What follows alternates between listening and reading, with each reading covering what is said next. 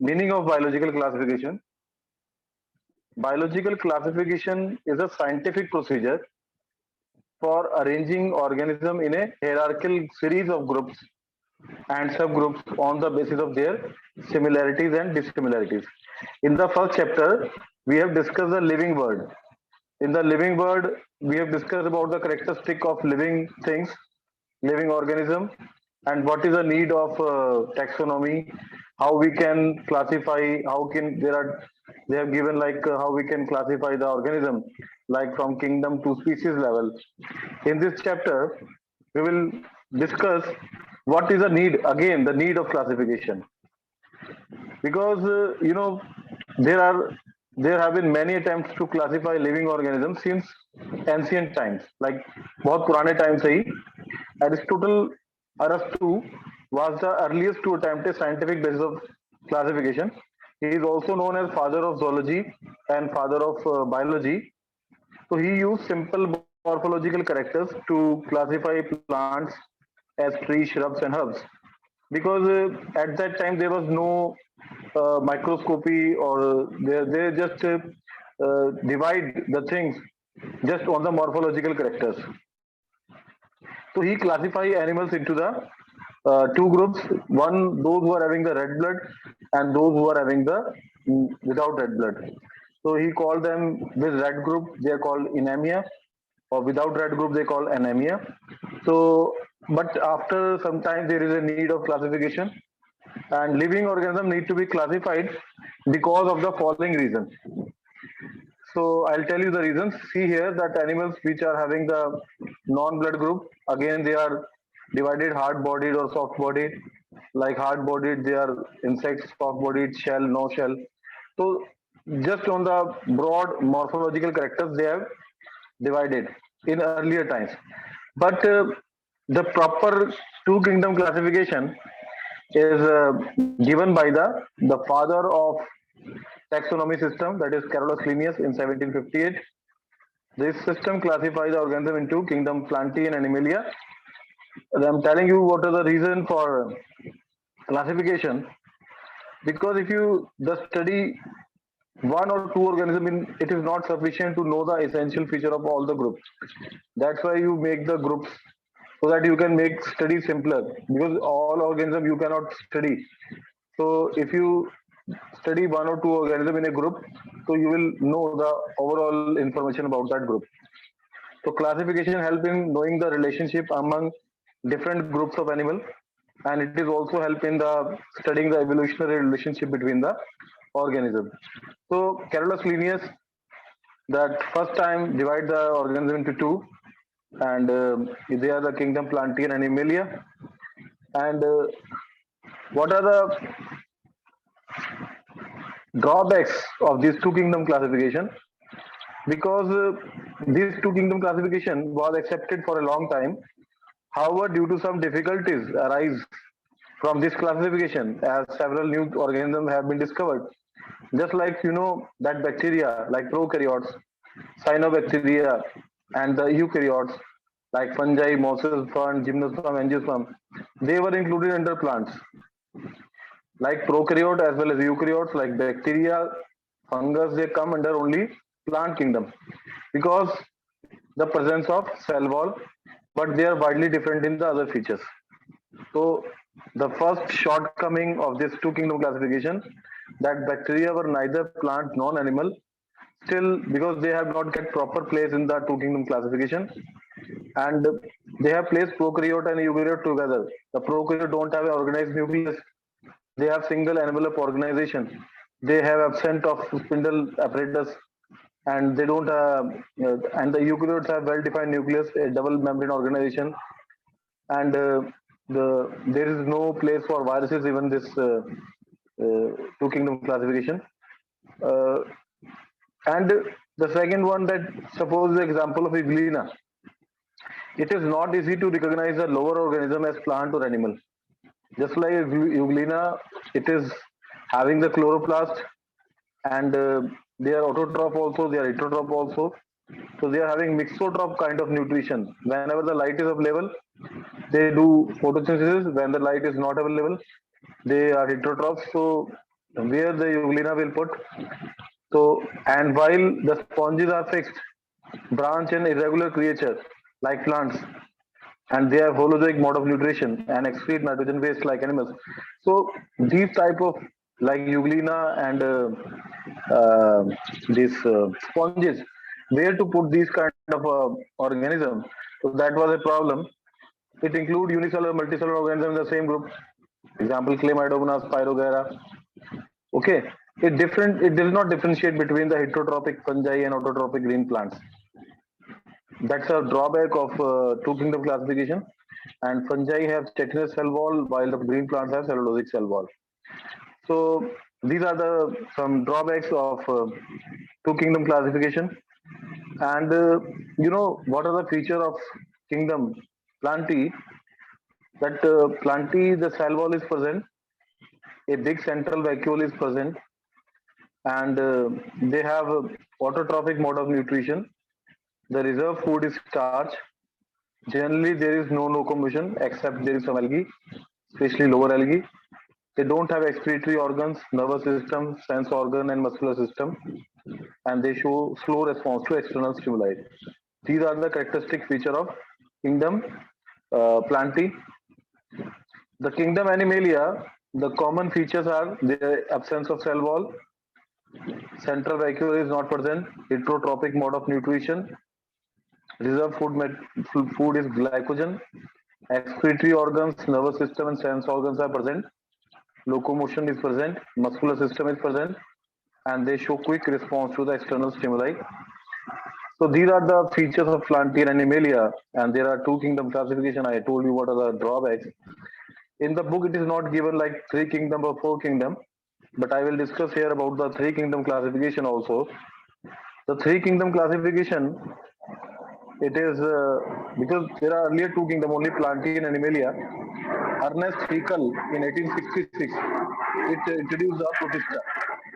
Ernest Haeckel in 1866, it introduced the kingdom Protista. That is a new kingdom that includes all those organisms which lack the capability of tissue differentiation. These are algae, fungi, protozoans, bacteria, and slime molds. And later on, this Protista was reserved only for unicellular organisms.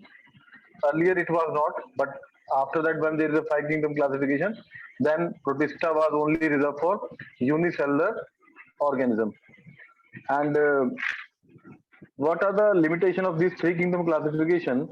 That again the prokaryotes and eukaryotes are not separated, and both unicellular multicellular organisms were kept together in the Protista. After that, there is a four kingdom classification.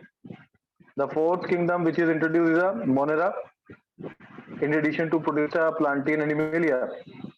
And when the studies, the electron microscope are available at that time, and they have a clear shows that there is a different nuclear structure in prokaryotes and eukaryotes. So that's why the kingdom Monera was created by the Copland in 1956, and fungi continue to remain with the Plantae in this system. So these are the four kingdom. First there is the animal Plantae, then third one is the Protista, and fourth one is Monera. And after that, there is a five kingdom classification which is proposed by R.H. Whittaker 1969. It includes Protista, Monera, Protista, fungi, Plantae, and Animalia. So first there are two, Plantae and Animalia, then Protista is entered, third one, then fourth Monera, and after that the fifth one is fungi. And Whittaker created the fungi as separate kingdom. And the main criteria for classification by used by the Whittaker is that they have taken consideration of the cell structure, mode of nutrition, thallus organization, reproduction, and phylogenetic relationship. On that basis, he has done the five kingdom classification. This is a table given in the NCERT also. It's very important.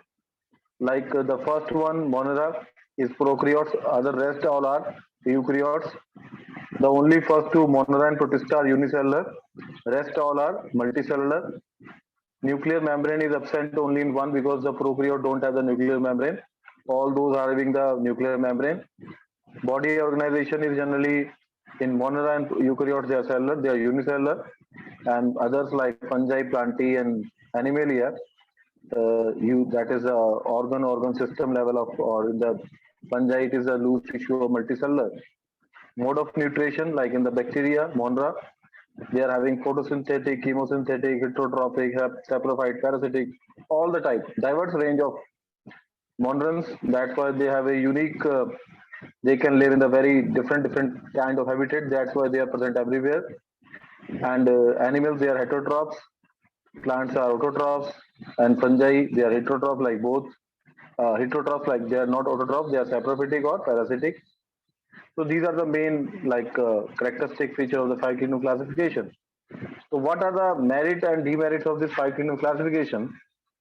The merits are that Euglena and other transition types which have been included among both plants and animals, they have given proper place under kingdom Protista. Protista means unicellular eukaryotes, and fungi, they are given separate position.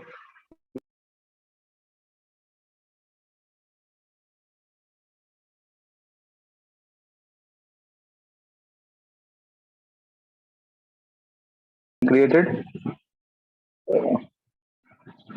So monarchs differ from other organisms in their cellular, reproductive, and physiological organization.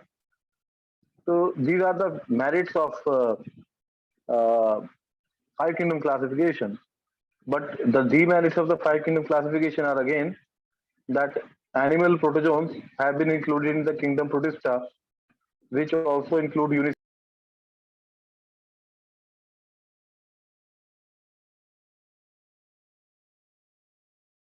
Chlamydomonas. They are unicellular.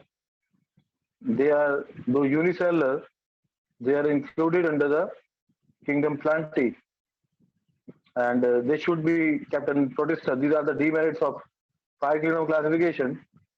And virus and viroids are not kept in the proper place in the system also, because virus and viroids, they have not get any place in the five kingdom classification. After that, there is a six kingdom classification that is introduced by the Carl Voys, that is in the professor in the Department of Microbiology, University of Illinois in 1990, and that is in not our course. They have divided the bacteria Monera into two domains, like Archaebacteria and Eubacteria. Okay, so first we will discuss about the kingdom Monera, and the sole members of this kingdom is bacteria, and mycoplasma also comes into this, but mainly the mycobacteria. So these are bacteria are the most abundant microorganism, and the characteristic feature of this kingdom Monera, they are the simplest and most primitive unicellular prokaryotes. The cell wall contains peptidoglycan or murein, but the membrane-bound cell organelles are not present because they are prokaryotes. They have various types of mode of nutrition like saprophyte, parasitic, chemoautotrophs, photoautotrophs, and symbiotic. All the types of nutrition you will get in this kingdom. And you know, the thousands or millions of bacteria are present in a handful of soil. They can also live in extreme habitat. You can get bacteria in any habitat, either it's a hot or desert, snow, deep oceans, or like in adverse climatic. And many are this parasitic. DNA is naked and it is inside the cytoplasm. It is called nucleide or false nucleus. Reproduction is by asexual method. Gametes are not present, and the some of the monomers have the ability to fix nitrogen into the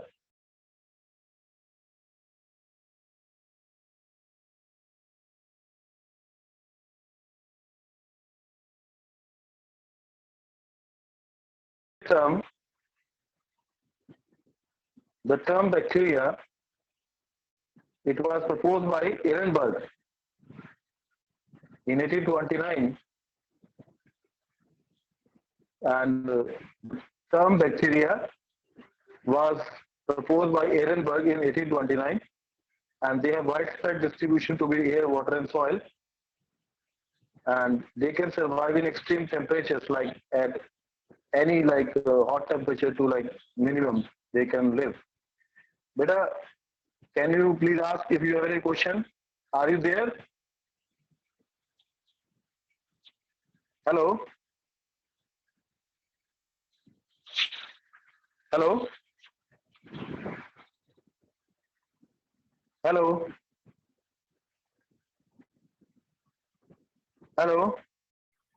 Spirillum, the spirillum bacteria are cells which are twisted like a screw. They are shaped like a screw. They occur as free single cells. Vibrio, Vibrio shapes are they are curved, C-shaped or comma shaped. The example is Vibrio cholera. And apart from these others, some shape of bacteria are also found in. There are different shapes like mycelial, starch, budding bacteria. These are the main four different shapes that is given in the MCRT. So if you see the structure of bacteria, the bacteria cell is covered by the mucilage. The bacterial structure is very simple, but they are complex in behavior and show metabolic diversity.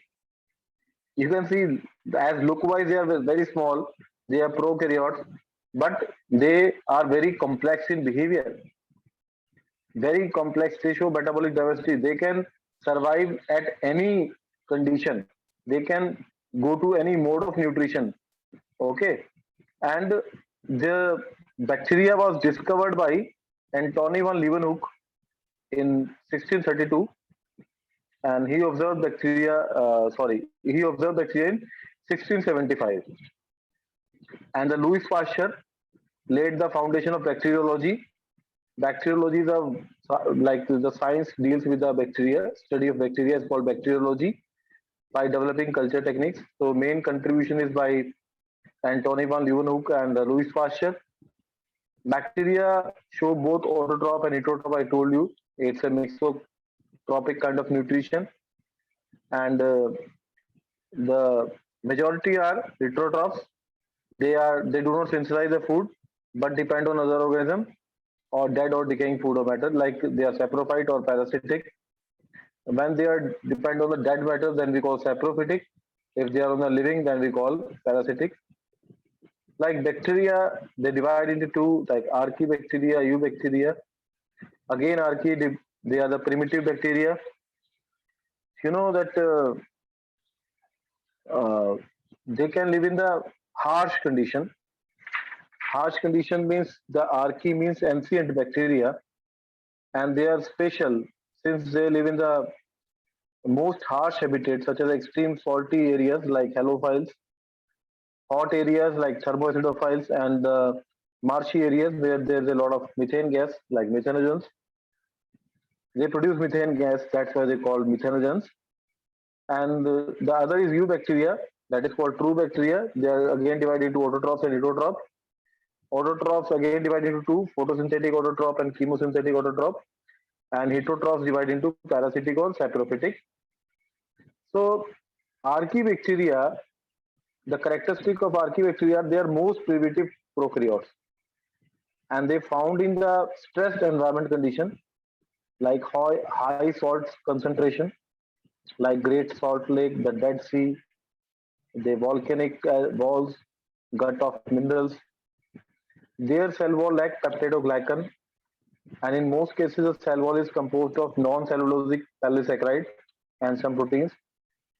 And the features of having different kind of cell wall is responsible for the survival of these bacteria in the extreme condition.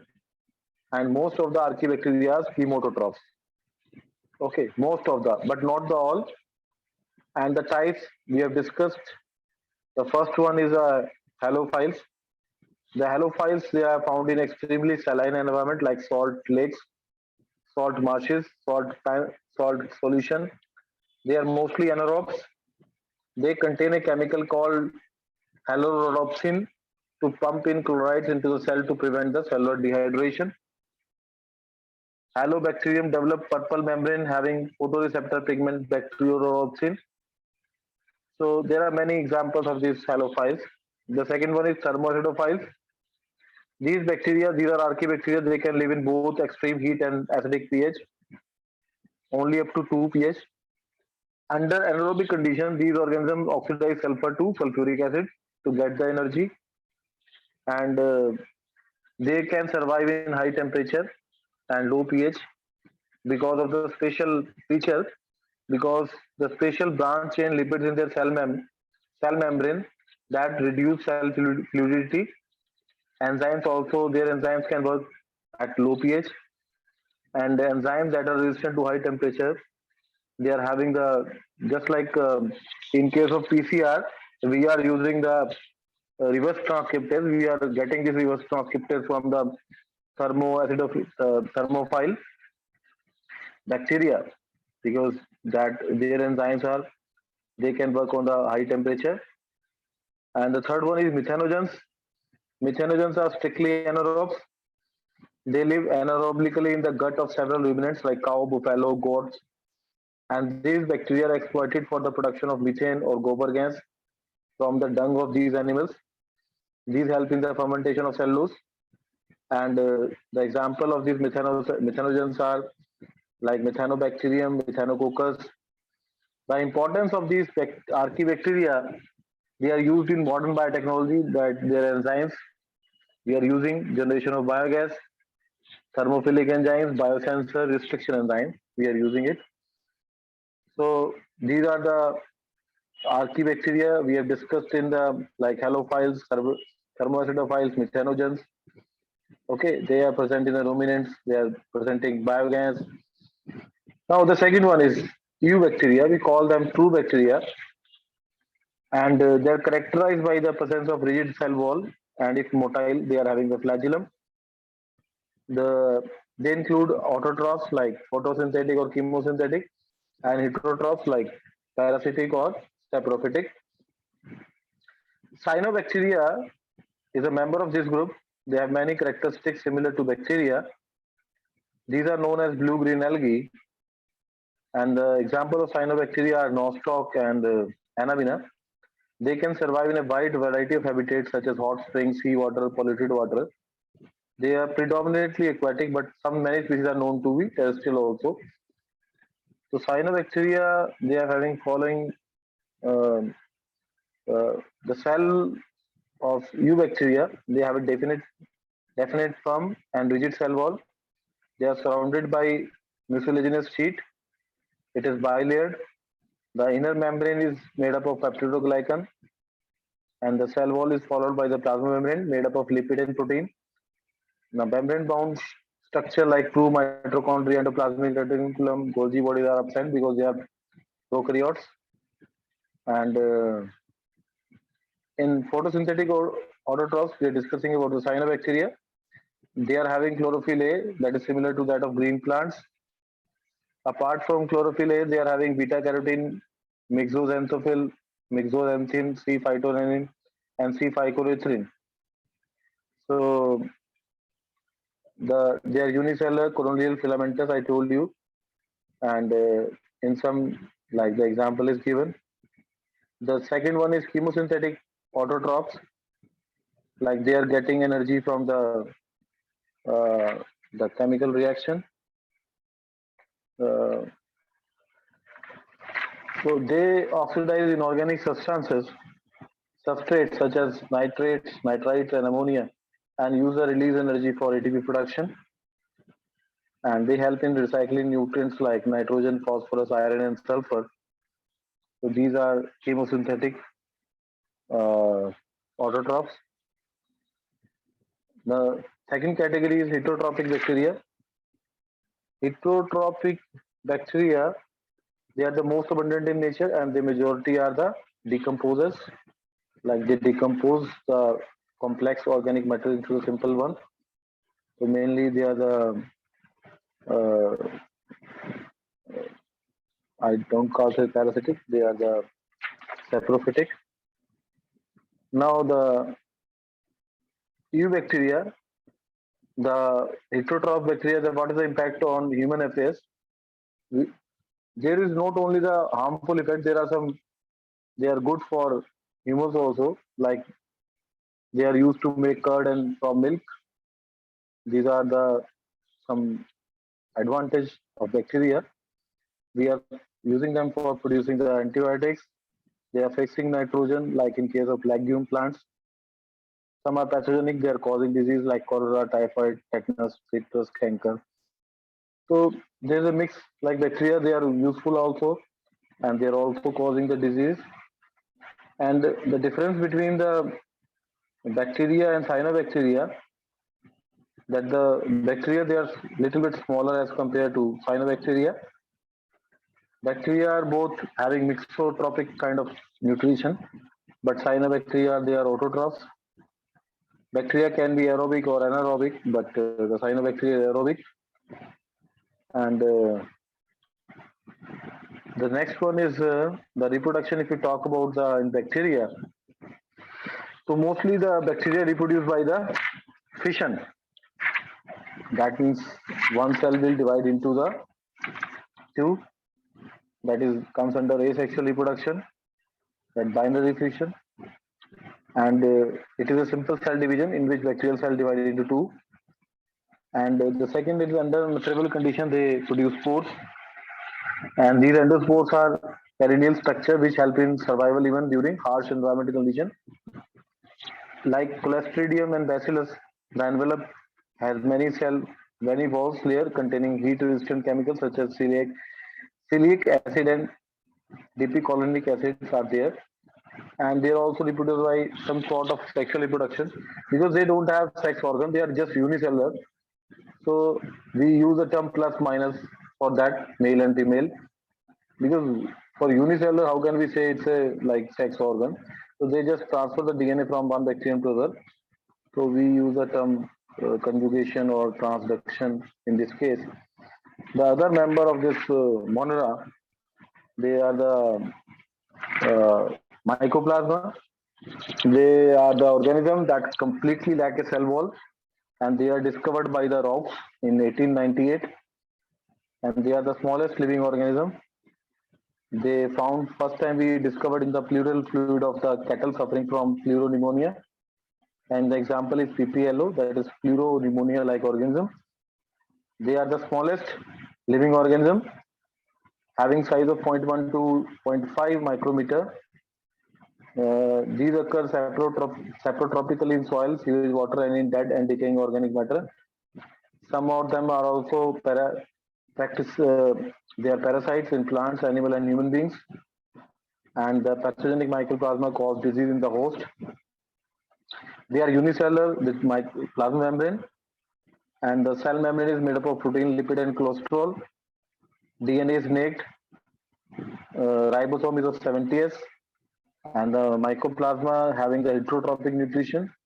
The example of mycoplasma is a mycoplasma galidicipitum, mycoplasma ladidivili, and they cause pleuropneumonia in domestic animal, and they can survive without oxygen. These are the very important characteristic of the kingdom Protista or kingdom Monera. Up to this, if you have any question, so please discuss, because I think the timing. Sir, how many times you left?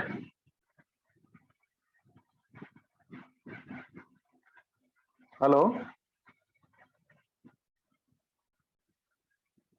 Hello?